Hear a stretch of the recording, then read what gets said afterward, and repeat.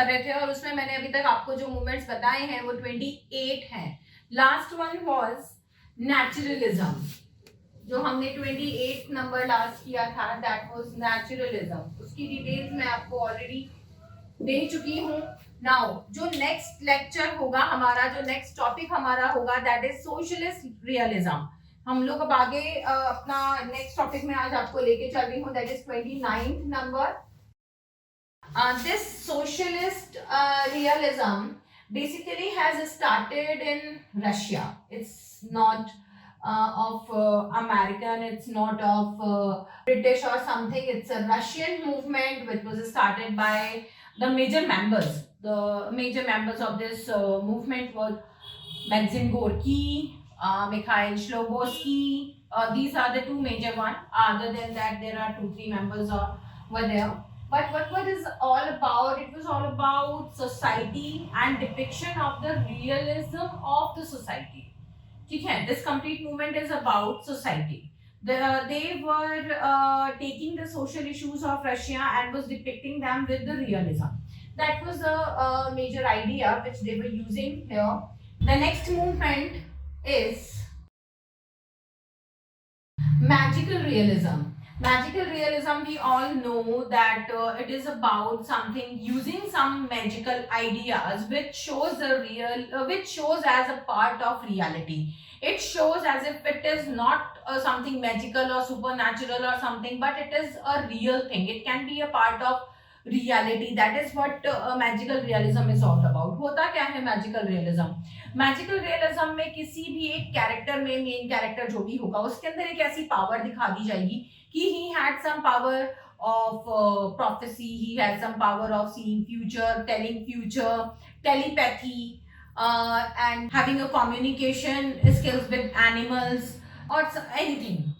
That is called magical realism. अब magical realism के major component कौन है, कहां से ये स्टार्ट होता है? मैजिकल रियलिज्म के एक राइटर को हम बहुत अच्छे से जानते हैं, that is Salman Rushdie. And I won't say that it started from here or something, but yes, Salman Rushdie is a major component of magical realism, and the person who has started it is we all know Gabriel Garcia Marquez. Gabriel Garcia Marquez इसको start किया, that is 100 Years of Solitude, Love at the Time of Cholera। ये इन्होंने start किया था in European literature. He belongs to your German and Russian literature के अंदर हम इन चीजों को देखते हैं। Salman Rushdie from Indian literature से मलॉय रॉय चौधरी आपके इसमें एक मेजर कंपोनेंट में आएंगे। कैनेडियन लिटरेचर से यान mortal is the one who has started magical realism or have introduced magical realism in Canadian literature. So there are several components several writers who have used this component as a major skill of writing. तो magical realism में यही चीजें हैं जिसके अंदर हम एक different aspect of life देखते हैं, and it is been used, it is been merged into a general life in a way कि वो हमें जनरल लाइफ का पार्ट ही लगता है, वो हमें डिफरेंट नहीं लगता। जैसे सलमान रश्दी ने टेलीपैथिक स्किल्स दिखाई कि जो भी बच्चे उस टाइम पे पैदा हुए थे उन सब में 12 बजे रात को पैदा होने वाले सारे बच्चों में telepathic skills, they can communicate with each other. लेकिन अगर हम नॉर्मली इस बात को सुनेंगे तो शायद एक्सेप्ट नहीं कर पाएंगे, but he has plotted it, he has presented it in a way that become realistic. That is called magical realism. Okay, now next movement 31st is symbolism, and symbolism is a French movement. It is started from France. This movement basically in France was started by Fin de Siècle, and he published a symbolist manifesto. Here he talked about symbolism. Here he talked about the idea of symbolism, that to present a story, we can use a different symbol to show the mental and psychological aspect of the character. For example, T.S. Eliot has talked about objective correlativity. This is very much similar to that. तो यहाँ पे हम एक और example लेंगे American writer का, Tennessee Williams. Tennessee Williams के भी वर्क इसी तरीके के हैं जिसमें बहुत ज्यादा सिंबलिज्म यूज किया गया है। एवरीथिंग इज रिप्रेजेंटिंग समथिंग और समथिंग एल्स। तो यहाँ पे भी हमने सिंबल्स को यूज किया है to present the basic idea. This is called symbolism. Next movement is Futurism. It is started in Italy and it was started by Filippo Tommaso Marinetti. And Filippo Tommaso Marinetti had published similarly that Futurist Manifesto. Futurist Manifesto, where the writer has talked about futurism. What if futurism is like to avoid the chaos of the present time? They have talked about the futuristic approach in their literature. They have talked about what kind of future we are expecting in our time. So that is what all is being shown here. That is what all is being depicted here. तो यहाँ पे futurism के अंदर केवल एक ही aspect आता है कि केवल हम फ्यूचर की बात कर रहे हैं, हम अपने प्रेजेंट वर्क के अंदर फ्यूचर को डिपिक्ट कर रहे हैं. हम इसमें एक चीज और बता सकते हैं, लाइक जॉर्ज ऑरवेल के जो वर्क है एनिमल फार्म, H.G. वेल्स का है 1984, उसके अंदर भी इसी तरीके के अप्रोचेस हैं कि हाँ सब जगह कैमरे लगे हुए, everyone is watching us. That is a futuristic approach. Time machine futuristic approach, ये भी फ्यूचरिज्म का पार्ट है. दो दे आर साइ-फाई फिक्शन, लेकिन ये फ्यूचरिज्म का पार्ट है because we are talking about the future time कि अब आगे आने वाले टाइम में अब आगे की जो चीजें होंगी वो इस तरीके की होंगी. तो हम अपने लिटरेचर के अंदर फ्यूचर को डिपिक्ट कर रहे हैं, फ्यूचर को हम लोग प्रिडिक्ट कर रहे हैं. ये है आपके futuristic approach to avoid the chaoses of the present time. ठीक है, आज के जो चीजें हैं उनको अवॉइड करके हम फ्यूचरिस्टिक चीजों की बातें करेंगे. Movement is 33, that is a stream of consciousness. This stream of consciousness is Anglo-American movement. This is an Anglo-American movement. इसमें जो main person है, he is a psychologist, William James. He is not a writer but a psychologist. William James is an American psychologist who have coined the term stream of consciousness. He was brother of Henry James, who has first used this stream of consciousness in his literature, and after that Virginia Woolf and James Joyce, an Irish and an Anglo, that is a British writer, has also used this stream. So this is a 20th century, beginning of 20th century literary movement in which 3-4 writers had used it to show the backflashes of the past life which is impacting the present life. ठीक है, हम इसमें stream of consciousness क्या करते हैं कि कोई भी बात करें हम backflashes से अपने वो past experiences को लेकर आते हैं, हमें वो याद आता है, उसको हम present से relate करके अपनी चीजों को fit करते हैं या ये कह सकते हो याद करते हैं, missingness दिखाते हैं अपनी past life की तरफ. That is all stream of consciousness कि कहीं ना कहीं वो backflashes पीछे के life के आपको आ रहे हैं. maybe they are harassing you, maybe they are impacting the present time. Anything can be there. That is called stream of consciousness. इसमें जो main writers आपके रहेंगे, that is Henry James, Virginia Woolf, James Joyce, ये आपके रहेंगे. ठीक है, now let me clean it because ये 33 movements मैंने आपको अभी करवाए हैं. इसके आगे के जो movements हैं हम और कर रहे हैं. Now next movement, Expressionism, that is also a French movement and this is also a 20th century movement. इसमें हम लोग expressions जो होते हैं, it's not about drama but in the expressions in a work, any work of literature like poetry, like novel, जिसमें किसी भी तरीके की किसी भी चीज में हम अपने वर्ड से जो expressions यहाँ readers को दे रहे हैं उसकी बात करेंगे. तो this is a French movement which was mainly adopted by American writers. ठीक है, मेन अमेरिकन राइटर्स ने इसको अडॉप्ट किया. इसके अंदर हम वर्ड्स के थ्रू एक्सप्रेशन क्या क्रिएट करना चाह रहे हैं, किस तरीके की सीनरी क्रिएट कर रहा, किस तरीके का एक सीन पूरा उसका क्रिएट करके हम उसका क्या एक्सप्रेशन वहां पे रीडर्स पे डालना चाह रहे हैं. That is called your literature of expressionism. ठीक है, इसके जो मेजर कंपोनेंट्स हैं, इसके जो मेजर कंपोनेंट होंगे वो होंगे French Kafka, Henry H and Thomas Mann. They are all French and German writers जो इसके अंदर आएंगे.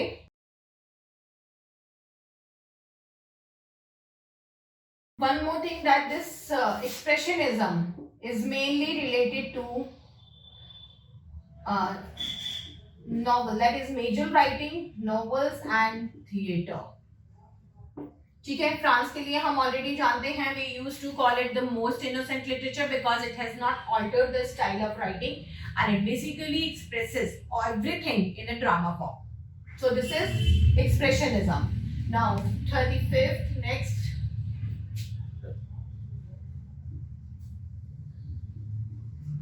is Imagism. Imagism is an American movement. You can also say that it is Anglo-American movement. यहाँ British literature के अंदर भी बहुत लोगों ने इमेजिज्म को यूज किया है, अमेरिकन लिटरेचर के अंदर भी बहुत सारे लोगों ने इमेजिज्म को यूज किया है. तो ये एक स्ट्रीम है जो दोनों जगह चली. यूरोपियन काफी राइटर्स ने इसको यूज किया है, but yes the images manifesto was published by Amy Lowell which is an American writer. तो इनका वर्क इसे मानेंगे हम. एमी लॉवेल का वर्क था इमेजिस्ट मैनिफेस्टो, जिसके बाद इमेजिज्म स्टार्ट हुआ. इसके मेजर राइटर्स कौन कौन से हैं? इंग्लिश के अंदर इसमें टी.एस. इलियट आ जाएगा, लेकिन ऐसे जो इसके राइटर होंगे that is Ezra pound,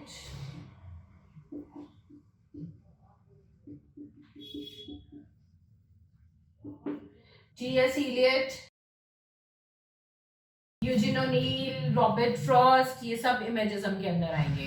next movement war poets. This comes after First World War, that is 1920. ये इस टाइम पे फॉर्म हुआ था in Britain. This is a British poetic movement और इसमें मेन जो राइटर हैं that is Siegfried Sassoon, Owen Siegfried Sassoon, Thomas Dylan and Rupert Brooke and Andrew Motion. ये चार मेन राइटर्स हैं. I am writing the names.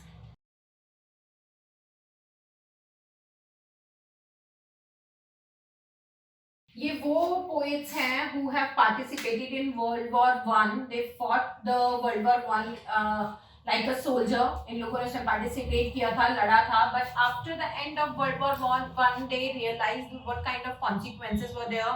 किस तरीके की प्रॉब्लम्स इन्होंने झेली, किस तरीके का प्रॉब्लम इन्होंने देखा और वो लाइफ के लिए कितना डेंजरस था. तो they have the kind of alienation from the life and also have seen that how politicians and the major leaders, the officers on a higher post were taking decision without caring for the life of soldiers, people and anything. They were just about their victory. They were just on facilitation. They were all about their promotions and their life.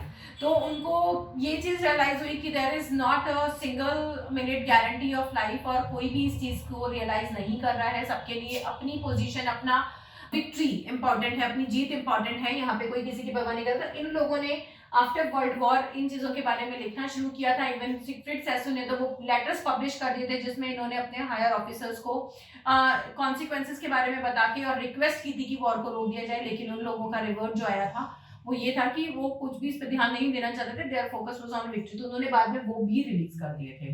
That is this group basically they were not working together. अलग अलग काम कर रहे थे लेकिन फिर भी they were all writing in one way, इसलिए इनको वॉर पोएट्स कहा जाता है. Next group the last generation group. ये भी वो राइटर्स हैं जो उन लोगों के बारे में लिख रहे थे who have suffered from world war one. काफी सारे ऐसे सोल्जर जिन्होंने वर्ल्ड वॉर वन में पार्टिसिपेट किया था, लड़े थे, लेकिन उसके बाद उनका लाइफ का मीनिंग चेंज हो गया. उनके बाद कईयों की लाइफ का कोई मीनिंग रहा ही नहीं. उनके लिए कोई लाइफ का मीनिंग ही नहीं रह गया just because they have seen such kind of consequences, just because they have seen such kind of destruction that उनके लिए एक जनरल लाइफ का मतलब चेंज हो गया था. They were suffering from shell shock and there were many kind of post-war trauma and disorders being observed by the doctors in many soldiers. तो वो जो सोल्जर्स थे उन लोगों को जो अपनी एक लाइफ से एलिनेट हो चुके थे, उन्हें चीजें याद नहीं थी, केवल ट्रॉमा में थे, शेल शॉक थे, उनको बार बार हैलुसिनेशंस होते थे, उनको लॉस्ट जनरेशन कहा गया. ये जो टर्म है ये अमेरिकन राइटर गर्ट्रूड स्टेन ने दिया था.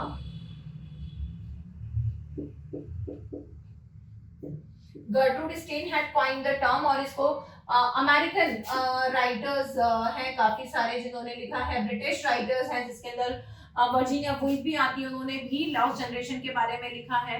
और काफी सारे मेजर राइटर्स आएंगे. Like there are many writers who have write about it. Virginia Woolf है, अर्नेस्ट हेमिंगवे है जिन्होंने इन राइटर्स के बारे में मेजरली इस पे काम करा है. स्पेशली अर्नेस्ट हेमिंगवे क्योंकि वो खुद भी ऐसे पर्सन थे कि जिन्होंने इन चीजों को कन्फ्रंट करा है. He also serve as a veteran in First World War और after that he faced many consequences and he wrote about it. उन्होंने फिर उसके बाद जितने भी उनको हेल्थ इश्यूज रहे उसके बाद उन्होंने इन लोगों के बारे में देखना, पढ़ना और लिखना शुरू किया. तो उनकी सारी नॉवेल्स इनके बारे में है. Basically, Gertrude Stein was the one who coined the term, and Hemingway is the one who has written all the novels about them. जो other writers हैं इसके बारे में लिख रहे थे, Gertrude Stein, Ernest Hemingway, Ezra Pound, John Passos, etc. Now, next school of poetry, or you can say poetic movement, is Dadaism. Next poetic movement is Dadaism. This is a French poetic movement, and the main person who is associated with Dadaism is the French poet who is associated with this is Jean Arp and Christian Zara. ये दो हैं. What is the meaning of Dada? Dada means yes, yes. Dada means yes, yes. They have accepted the reality of life and have presented it in a real form of ideas. इनको जो भी चीजें समझ में आ रही थी ये उनको as it is present कर रहे थे, as it is उसको वहां पे रख रहे थे. That is called Dadaism. So ये लोग भी they were also writing about the consequences of First World War. They were offended from First World War. इनको जो भी वहां पे चीजें हुई, जिस तरीके से इनके ऑफिसर्स ने फर्स्ट वर्ल्ड वॉर और उसकी चीजों को डील किया, they all were offended from it. ये उससे नाराज थे, इनको समझ में नहीं आ रहा था. तो उन्होंने अपने जितने भी गवर्नमेंट पॉलिटिकल इंस्टीट्यूशंस थे, गवर्नमेंट बॉडीज थी, बिल्डिंग्स थी, उनके बाहर जाके एजुकेशन शो किया था और पोइट्रीज लिखी थी विच वाज अगेंस्ट देम. तो उनको हमने डाडाइस्ट मूवमेंट कहा है. ठीक है. इसके बाद जो नेक्स्ट मूवमेंट आता है यहाँ पे सिमिलरली इसी की पैरेलल ही आ जाएगा, दैट इज सररियलिज्म. ये भी फ्रेंच जर्मन मूवमेंट है एंड इसमें Jean Harp, Kristen Zara plus Hugo Bell, ये तीन इसमें राइटर्स आएंगे who were associated with it and have worked the same. लेकिन surrealist poetry is something which cannot be believed but is a part of reality. That is called surreal. Surreal के अंदर क्या है कि हम ऐसी चीजों की बातें कर रहे हैं जिनको हमको लगता है कि they are not part of reality, but they are the part of reality and which can be imagined by anyone. तो ये यहाँ पे World War I के ही consequences की बात कर रहे हैं. सेम ही चीज यहाँ बता रहे हैं. उसमें ये दिखाना चाह रहे हैं कि this kind of destruction, this kind of behavior of officers, this kind of life can only be imagined in trauma, but हो नहीं सकती थी. तो इन्होंने यहाँ मीनिंगलेस पोइट्रीज लिखनी शुरू करी. इन्होंने यहाँ मीनिंगलेसनेस दिखाया जिससे से इंस्पायर्ड होकर हमारा एग्जिस्टेंशियलिज्म आ जाता है, एब्सर्ड थिएटर आ जाता है. वो सब भी इनके बाद आना शुरू हुआ. लेकिन Dada and surrealism is about like these movement have started also as an agitation against First World War. तो ये उनके अगेंस्ट एक मूवमेंट की तरह स्टार्ट हुए थे. ठीक है. नाउ 48th नेक्स्ट हमारा मूवमेंट है स्ट्रेडेंटिज्म. 48th मूवमेंट हमारा आएगा Stridentism which is an Spanish movement and Stridentism means machine age. ये वो पोएटिक मूवमेंट है जिसके अंदर स्पेनिश जो पोएट्स हैं उन्होंने अपकमिंग मशीन एज की बात करी है कि हर एक चीज लाइफ के अंदर मशीन से की जाएगी, रोबोटिक की जाएगी, मशीनरी बढ़ती जानी है. Industrialisation is not exactly about industrialisation but about machinery, usage of maximum machinery instead of human beings. कि जहाँ पे जो काम ह्यूमंस करते थे उनकी जगह मशीनरी आती जा रही थी. उन्होंने एक मशीन एज को वहां पे डिपिक्ट किया है अपने पोइट्रीज के अंदर. और इसमें जो मेजर राइटर हैं that is German Cuto and Manuel मैकअप आर्क. ये दो राइटर्स हैं which is mainly associated with standardism. ये आपके 40 मूवमेंट्स मैंने आज करवाए हैं. इन 40 मूवमेंट्स के बाद जो भी नेक्स्ट है, अभी काफी सारे मूवमेंट्स है because we are merely around First World War and in between First World War and Second World War. So अभी यहाँ से लेके पोस्ट मॉडर्निज्म तक काफी मूवमेंट्स आपके बचते हैं. In my next video, I will definitely talk about it. So till then, subscribe our channel. Stay tuned to get more and more knowledge on the daily basis. So stay tuned. God bless. Stay safe. Bye bye.